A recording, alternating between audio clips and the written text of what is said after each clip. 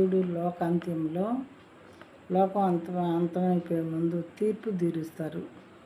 మరి పరలోకంలో ఉన్నటువంటి అందరూ చనిపోయిన తర్వాత కుడివైపున పరిశుద్ధుల్ని, ఎడమ వైపున మరి పాపం చేసిన వాళ్ళని నిలబెడతారు. పరిశుద్ధులేమో గొర్రెలుగాను, మరి పాపం చేసిన వాళ్ళని మేకలుగాను పోల్చారు. దేవుడు నిలబెట్టి తీర్పు తీరుస్తారనమాట.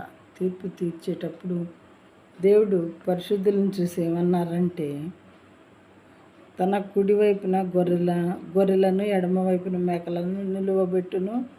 అప్పుడు రాజు తన కుడివైపున ఉన్న వారిని చూసి, నా తండ్రి చేత ఆశీర్వదింపబడిన వారలారా, రండి, లోకం పుట్టింది మొదలుకొని మీ కొరకు సిద్ధపరిచిన రాజ్యమును స్వతంత్రించుకొనుడి.